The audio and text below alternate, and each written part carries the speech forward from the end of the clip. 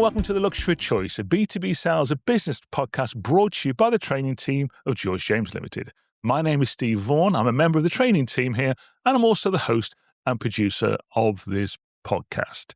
And I'm coming to you from a very warm little office here in North Oxfordshire, but I'm delighted to be talking to a brand new colleague of ours here at George James, a new member of our training team, and her name is Qing Qing Dai, and she's based in Singapore, where I'm sure it's equally as warm as well. Qing Qing, how are you?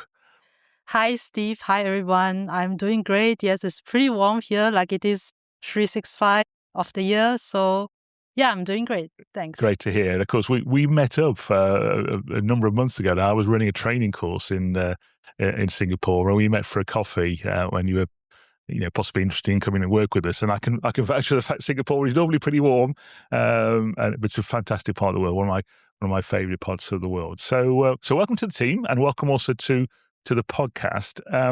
So what I really would like to do today, Qing Qing, really is for our listener to find out a little bit more about yourself, your background, and then I guess really why you joined George James and what you're passionate about, what your interests are regarding training and seeing people develop. So first of all, just tell us a bit about your background. So you've worked in the scientific instrument industry for a number of years, and you know our colleague Christian Walter well as well. So just tell us a bit about your background.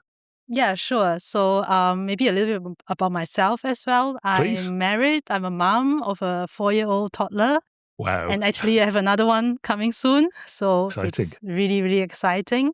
Yes, and professionally, I graduated with a degree in food science and technology. And after I graduated, I was thinking I don't really want to work in the lab because I found it a little bit boring for myself. So I asked my dad that time, Dad, what should I do, for career? And he actually suggested for me to go into sales. And, at that point of time, I was like, Dad, are you out of your mind? Because I was kind of an introvert, I don't really like to talk a lot of things. And I always had this mindset that sales is for people who just talk and talk and talk and talk. But anyways, I did it anyway. I found a job as a sales rep and product specialist for a company called Science. Okay. So they are a distributor for laboratory instruments in Singapore, quite a big company, actually still existing. Sure.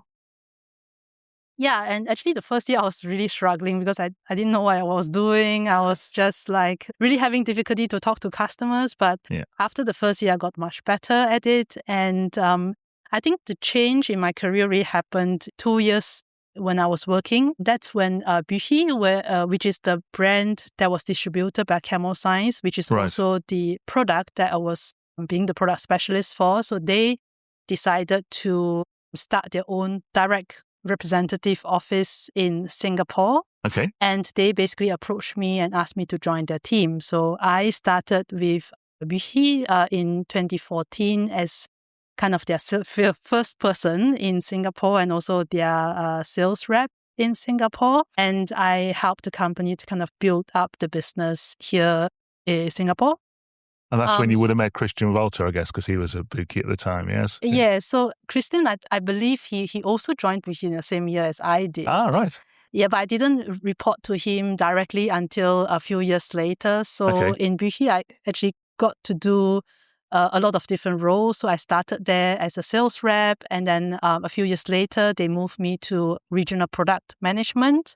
Okay. And after that, I got the chance to be a distribution manager for our distributors in Southeast Asia and Asia Pacific. Right. And then later, I also took over the responsibilities for our direct representatives in Malaysia and Singapore as the general manager. So yeah, lots of different roles, different job responsibilities. So overall, I've been in Vaughan for more than 10 years. I left last year. So it's a really exciting times. I got to meet and work with a lot of great people and obviously a lot of great customers as well. Yeah, sure. Absolutely. So great to get your career background and, great progression through the company. And I know from sort of doing business in your part of the world, there's a lot of geography there as well, a lot of travel and a lot of countries and a lot of areas to be responsible for. So looking back on your career, you said at the start of the chat that you thought sales was about talking a lot. Looking back on that now, I think we both agree it's not. what would you say to yourself now if you were to go back and talk to yourself about selling before you started? What would you say now? How would you convince yourself now about selling?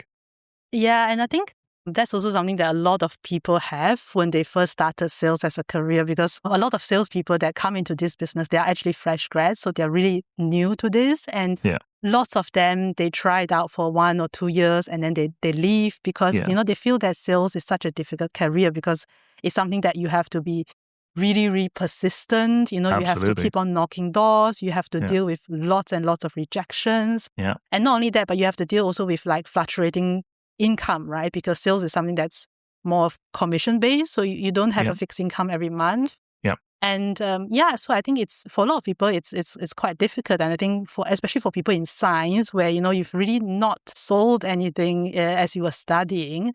So I think it's a difficult career path for a lot of people. But I think, in my opinion, sales is not just a job where you talk about the product and try to convince the customer to buy the product. But it's really listening to the customers and helping to solve customers' problems.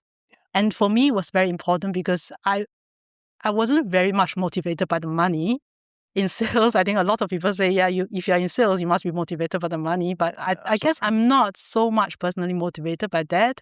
But for what motivated me personally as a salesperson is that I really want to help people, right? I don't want people to buy a product because I kind of convinced them to buy it, but I want them to buy because it helps them to solve a problem, it helps them to improve a process. And, when people put themselves in that mindset as, a problem solver or a solution provider for the customer, I think that would really help them to develop better in their career. I love that. And I couldn't agree more, really. It's the best job in the world when you can help people solve problems or make things more efficient or reduce costs or whatever. And when you think about the people that we work with or our customers work with, they're people who are working on serious diseases or whatever, and it's a fantastic career, really. But you should never go into sales with the mindset it's all about making a load of money. That's not why people should be thinking about a sales career, certainly. And I totally agree with you on that.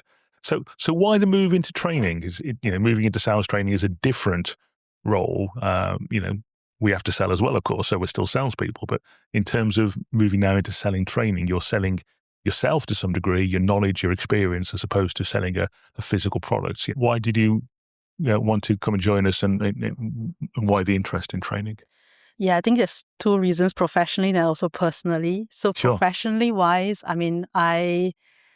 when I first started sales, I think I was hitting a lot of walls because I didn't really know what I was doing. And, I had great product training, a lot of materials about the products that I was selling. But on the other hand, very little information about, the sales process and how to be a better salesperson, how to do better prospecting, how to be more confident in prospecting. So I doing training, I wish to bring this to more young salespeople out there, to make them feel that they're not on their own. There is a process. They can get better at this. It's not like you're either born with it or you're not.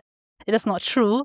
So, to be able to provide this type of sales training, especially to the salespeople in our field, which is the scientific, laboratory, life science salespeople, I think it really brings a lot of value and can make more young people to decide to stay in this career as a career path rather than something that they try for a couple of years and then quit and do something else.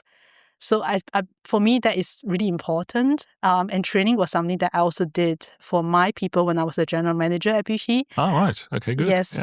So I realized that, to be able to do training by yourself in your own company it's actually not easy because you need to find content, you need to think about how to make the training stick. And of course, you have to find time, right, to do that. And I believe that not many companies have the luxury to have the time and the resources to be able to do this by themselves. So, having a company to offer this to these scientific companies will be definitely a benefit. And something that I would like to be able to bring to the region, especially to Singapore. Yeah. And personally, and of course, Singapore is a good central base for all of Southeast Asia, really, isn't it? And when I've run courses in Singapore, obviously it's like a hub for that part of the world, isn't it? Really, so geographically, you're perfectly positioned. For sure. And Singapore is such a big hub, not just in terms of location, but especially in terms of research, in terms of life science. A lot Right. of companies are based here. Their regional headquarters are based here. Yeah. I was just looking up, just from the back of my head, how many scientific companies there are in Singapore. I thought it may be maybe 20. And I was doing my research. I realized there's like more than 40 companies that I could Wow. think of already who are Gosh, based in Singapore. So even though we are such a small country, just an island nation, but there's a lot of happening already here in Singapore. And Absolutely. obviously there's so many other countries in the region that, it's easily accessed through Singapore. Sure. Now, of course, you've only just recently joined us. You're going through your own training yourself, of course, right now. But in terms of your particular interests in training, is there a particular field of sales training that you're especially passionate about, or where you feel you've got particular expertise that the listener would find of use? Yeah, for me, I think I'm still kind of feeling around Of because course. I just started for about a month.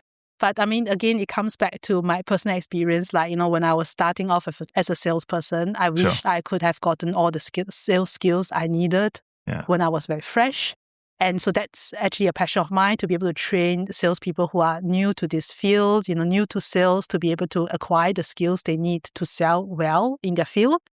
And another thing that I think is really important is also for sales management, because I think a lot of people in our field, they were good salespeople. So that's why they got promoted to sales managers. But it's one thing to sell by yourself, and another to, manage other people who are selling. Absolutely. Yeah.